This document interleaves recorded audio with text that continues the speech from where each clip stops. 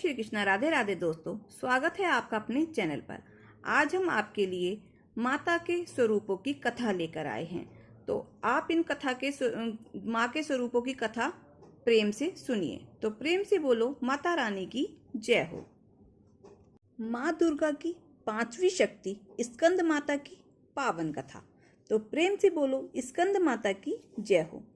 भक्तों, ऐसा कहा जाता है कि स्कंद माता से युद्ध प्रशिक्षण लेने के बाद भगवान स्कंद ने तारकासुर का वध किया और तभी से माता का नाम स्कंद माता पड़ गया। नवरात्रि के 5वें दिन स्कंद माता की पूजा अर्चना की जाती है। देव स्कंद कुमार यानी कि कार्तिकेय जी की माता होने के कारण इन्हें स्कंद माता का नाम प्राप्त हुआ है। पहाड़ों पर रहकर सांसारिक जीवों में नव चेतना का निर्माण करने वाली स्कंद माता नवरात्रि में 5वें दिन इस देवी की पूजा अर्चना की जाती है। कहते हैं कि इनकी कृपा से मूढ़ भी ज्ञानी हो जाता है। स्कंद कुमार कार्तिकेय जी की माता के कारण इन्हें स्कंद माता नाम से अभिहित किया गया है। इनके विग्रह में भगवान स्कंद बाल रूप में इनकी गोद में विराजित हैं।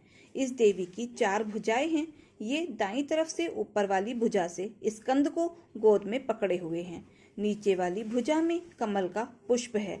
बाईं तरफ ऊपर वाली भुजा में वरद मुद्रा में है और नीचे वाली भुजा में कमल पुष्प है। इनका वर्ण एकदम शुभ्र है। ये कमल के आसन पर विराजमान रहती हैं, इसीलिए इन्हें पदासना भी कहा जाता है। सिंह इनका वाहन है। नवरात्रि के 5वें दिन माँ दुर्गा के स्कंद माता स्वरूप की पूजा की जाती है। स्कंद माता का रूप सौंदर्य, आदित्य, आभा लिए शुभ्र वर्ण का होता है। वात्सल्य की मूर्ति है स्कंद माता। मान्यता के अनुसार संतान प्राप्ति हेतु माँ स्कंद माता की पूजा की जाती है। पहाड़ों पर रहकर सांसारिक जीवों में नव चेतना का निर्माण करने वाली स्कंद माता कहते हैं कि इनकी कृपा से मूढ़ भी ज्ञानी हो जाता है।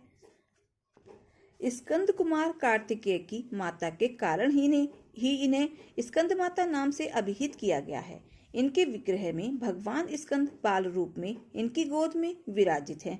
इस देवी की 4 भुजाएं हैं। ये दाई तरफ की ऊपर वाली भुजा से स्कंद को गोद में पकड़े हुए हैं। नीचे वाली भुजा में कमल का पुष्प है। बाईं तरफ ऊपर वाली भुजा में वरद मुद्रा में है और नीचे वाली भुजा में कमल पुष्प है। इनका वर्ण एकदम शुभ्र है। ये कमल माँ स्कंद माता की कथा है। कुमार कार्तिकेय की रक्षा के लिए जब माता पार्वती क्रोधित होकर आदि शक्ति रूप में प्रकट हुई तो इंद्र भय से कांपने लगे। इंद्र अपने प्राण बचाने के लिए देवी से क्षमा याचना करने लगे। कुमार कार्तिकेय का एक नाम स्कंद भी है, इसीलिए माता को मनाने के लिए इंद्र देवताओं सहित स्कंद माता नाम से देवी की स्तुति करने लगे और उनका इसी रूप में पूजन किया गया। इस समय से ही देवी अपने 5वें स्वरूप में स्कंद माता रूप से जानी गईं और नवरात्र के 5वें दिन इनकी पूजा का विधान तय हो गया। शास्त्रों में इसका काफी महत्व बताया गया है। इनकी उपासना से भक्त की सारी इच्छाएं पूरी हो जाती हैं। भक्त को मोक्ष मिलता है। सूर्यमंडल की अधिष्ठात्री देवी होने के कारण इनका उपासक अलौकिक, तेज और कांतिमय हो जाता है। अतः मन को एकाग्र रखकर और पवित्र रखकर इस देवी की आराधना करने वाले साधक या भक्त को भवसागर पार करने में कठिनाई नहीं आती है। उनकी पूजा से मोक्ष का मार्ग सुलभ हो जाता है। यह देवी विद्वानों और सेवकों को पैदा करने वाली शक्ति है, यानी चेतना का निर्माण करने वाली कहते हैं। कालिदास द्वारा रचित रघुवंशम महाकाव्य और मेघदूत रचनाएं स्कंद माता की कृपा से ही संभव हुई हैं। नवरात्रि के 5वें दिन स्कंद माता माँ की पूजा अर्चना की जाती है। यह बुध ग्रह की देवी हैं। जो जातक स्कंद माता की पूजा अर्चना करते हैं उनकी कुंडली में बुध ग्रह की स्थिति मजबूत होती है, आसन पर विराजमान रहती हैं, इसीलिए इन्हें पदासना भी कहा जाता है। सिंह इनका वाहन है। आज नवरात्र का 6वां दिन है और इस दिन देवी कात्यायनी की पूजा की जाती है। माँ कात्यायनी ही देवी दुर्गा का 6वां स्वरूप है। स्कंद पुराण में कहा गया है कि देवी के कात्यायनी रूप की उत्पत्ति परमेश्वर के नैसर्गिक क्रोध से हुई थी और इन्होंने देवी पार्वती द्वारा दिए गए शेर पर विराजमान होकर महिषासुर का वध किया था। मार्कंडेय पुराण में भी देवी कात्यायनी के स्वरूप और उनके प्रकट होने की कथा बताई गई है। नवरात्रि में छठे दिन माँ कात्यायनी की पूजा की जाती है। पूजा से जुड़ी जरूरी बातें और महत्व। देवी कात्यायनी की पूजा करने से शक्ति का संचार होता है और इनकी कृपा से दुश्मनों पर भी जीत मिलती है। माँ कात्यायनी की पूजा अर्चना में शहद का प्रयोग किया जाना चाहिए, क्योंकि माँ को शहद बहुत ही पसंद है। शहद से बना पान भी माँ को प्रिय है, इसीलिए इनकी पूजा में भी चढ़ाया जा सकता है। देवी को शहद का भोग लगाने से आकर्षण शक्ति बढ़ती है और प्रसिद्धि भी मिलती है। देवी कात्यायनी की पूजा करने से चेहरे की कांति और तेज बढ़ता है। इनकी पूजा से सुख और समृद्धि भी बढ़ती है। देवी कात्यायनी की पूजा से अविवाहित लोगों के विवाह योग जल्दी बनते हैं और लड़कियों को सुयोग्य वर भी प्राप्त होता है। सुबह जल्दी उठें और नहाकर लाल रंग के कपड़े पहनें। देवी कात्यायनी की तस्वीर को पूजा स्थल पर स्थापित करें और उनका पूरा श्रृंगार करें। देवी को लाल रंग प्रिय है, इसीलिए लाल रंग की सामग्री से इनका श्रृंगार करना चाहिए। इसके बाद घी का दीपक जलाएं, धूप जलाएं और सभी प्रकार के फल और मेवों का प्रसाद चढ़ाएं। फूलों की माला हाथ में लेकर कात्यायनी माँ का ध्यान और आरती करें। इनकी उपासना और आराधना से भक्तों को बड़ी आसानी से अर्थ, धर्म, काम और मोक्ष चारों फलों की प्राप्ति होती है। उसके रोग, शोक, संताप और भय नष्ट हो जाते हैं। जन्मों के समस्त पाप भी नष्ट हो जाते हैं। माँ दुर्गा की छठवीं शक्ति कात्यायनी की उपासना करने से परम पद की प्राप्ति होती है।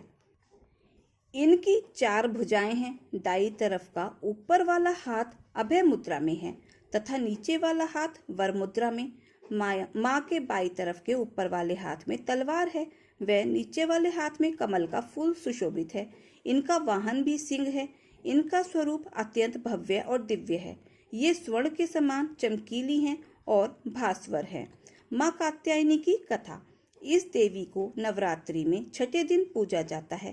कात्य गोत्र में विश्व प्रसिद्धि महर्षि कात्यायन ने भगवती पारंबा की उपासना की, कठिन तपस्या की।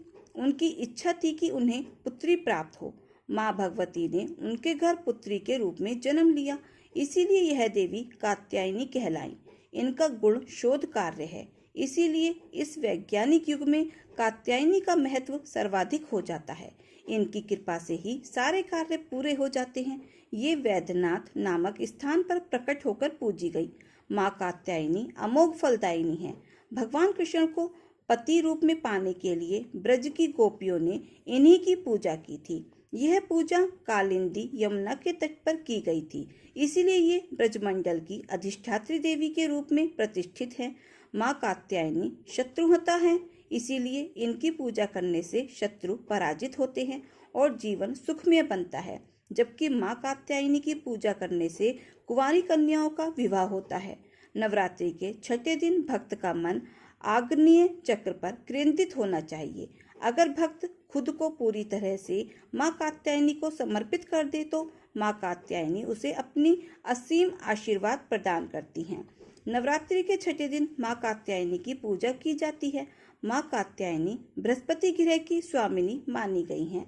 कात्यायनी देवी की पूजा करने से बृहस्पति ग्रह से संबंधित दोष समाप्त होते हैं। देवी कात्यायनी की पूजा करें और बारंबार प्रणाम करें। तो प्रेम से बोलो कात्यायनी माता की जय हो। दोस्तों प्रेम से बोलो कालरात्रि माता की जय हो। नवरात्रि के 7वें दिन माँ आदिशक्ति माँ दुर्गा के कालरात्रि स्वरूप की पूजा की जाती है। पौराणिक कथाओं के अनुसार देवी के इस रूप की पूजा करने से दुष्टों का विनाश होता है। माँ इस स्वरूप को वीरता और साहस का प्रतीक माना जाता है। दुष्टों का नाश करने के लिए आदिशक्ति ने यह रूप धारण किया था। भक्तों के लिए माँ का यह रूप हमेशा शुभ फल देने वाली है। इस कारण माँ का नाम शाकुंभरी भी है। ऐसी मान्यता है कि माँ कालरात्रि की कृपा से भक्त हमेशा भय मुक्त रहते हैं। उसे अग्नि भय, जल भय, शत्रु भय, रात्रि भय नहीं होता है।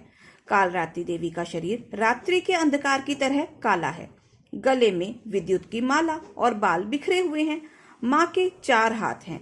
जिनमें से एक हाथ में गंडासा और एक हाथ में ब्रज है। इसके अलावा माँ के एक हाथ वर मुद्रा में है और दूसरा अभय मुद्रा में है। इनका वाहन गर्दभ है। जब दैत्य शुंभ निशुंभ और रक्तबीज ने तीनों लोकों में हाहाकार मचा रखा था, तब चिंतित होकर सभी देवता भोलेनाथ के पास गए और उनसे रक्षा की प्रार्थना करने लगे। भगवान शिव ने माता पार्वती से राक्षसों का वध करने के लिए भक्तों की रक्षा करने के लिए कहा। शिव जी की बात मानकर माता पार्वती ने दुर्गा का रूप धारण किया और शुंभ निशुंभ का वध कर दिया। जब माँ दुर्गा ने दैत्यराज रक्तबीज को मौत के घाट उतार दिया तो उसके शरीर से निकले रक्त से लाखों रक्तबीज दैत्य उत्पन्न हो गए। ये देखकर माँ दुर्गा ने अपने तेज से कालरात्रि को उत्पन्न किया। इसके बाद जब माँ दुर्गा ने दैत्य रक्तबीज का वध कर दिया, तब उसके शरीर से निकले रक्त को माँ कालरात्रि ने जमीन पर गिरने से पहले ही अपने मुख में भर लिया। इस तरह माँ दुर्गा ने रक्तबीज का वध भी कर दिया। माँ कालरात्रि की उपासना करने से ब्रह्मांड की सारी सिद्धियों के दरवाजे खुल जाते हैं और तमाम असुरीय शक्तियां उनके नाम के उच्चारण से ही भयभीत होकर दूर भागने लगती हैं। इसलिए दानव, राक्षस और भूत प्रेत उनके स्मरण से ही भाग जाते हैं। ये ग्रह बाधाओं को भी दूर करती है। इनकी कृपा से भक्त हर तरह के भय से मुक्त हो जाता है। तो प्रेम से बोलो कालरात्रि माता की जय हो। नवरात्रि के अष्टमी के दिन माँ दुर्गा के 8वें स्वरूप आदिशक्ति महागौरी की पूजा की जाती है। देवी भागवत पुराण में बताया गया है कि भगवान भोलेनाथ के साथ उनकी अर्धांगिनी के रूप में महागौरी सदैव विराजमान रहती हैं। महागौरी का वर्ण गौर अर्थात सफेद है और इनके वस्त्र व आभूषण भी सफेद रंग के हैं। माँ का वाहन वृषभ अर्थात बैल है, जो भगवान शिव जी का भी वाहन है। माँ का दाहिना हाथ अभय मुद्रा में है और नीचे वाले हाथ में दुर्गा शक्ति का प्रतीक त्रिशूल है। महागौरी के ऊपर वाले हाथ में भोलेनाथ का डमरू है। डमरू धारण करने के कारण माँ को शिवा के नाम से भी जाना जाता है। माँ का नीचे वाला हाथ अपने भक्तों को अभय देता हुआ वर मुद्रा में है और माता शांत मुद्रा में दृष्टिगत हैं। पौराणिक कथा के अनुसार पर्वत राज हिमालय के घर जन्म लेने के बाद माँ पार्वती ने पति के रूप में भोलेनाथ को प्राप्त करने के लिए कठोर तप किया। तपस्या करते समय माता हजारों वर्षों तक निराहार रहीं, जिसके कारण माता का शरीर काला पड़ गया। वही माता की कठोर तपस्या से प्रसन्न होकर भोलेनाथ ने माता पार्वती को पत्नी के रूप में स्वीकार किया और माता के शरीर से गंगा को पवित्र जल से धोकर अत्यंत कांतिमय बना दिया। गंगा में स्नान करने से माता का रंग गौर वर्ण का हो गया, जिसके बाद माता पार्वती के इस स्वरूप को महागौरी कहा गया। आपको बता दें, महागौरी माता पार्वती देवी ही भगवती का स्वरूप है। देवी भगवत पुराण के अनुसार महागौरी की पूजा मात्र से भक्तों के सभी पाप धुल जाते हैं और व्यक्ति अक्षय पुण्य का अधिकारी हो जाता है।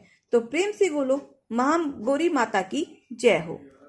तो दोस्तों, ये कथाएं आपको कैसी लगी कमेंट बॉक्स में जरूर बताएं और अगर अच्छी लगी हो तो प्लीज वीडियो को लाइक, शेयर और सब्सक्राइब अवश्य करें। अपना प्यार और सहयोग दें। मिलते हैं फिर ऐसे ही नई कथा कहानियों के साथ। धन्यवाद।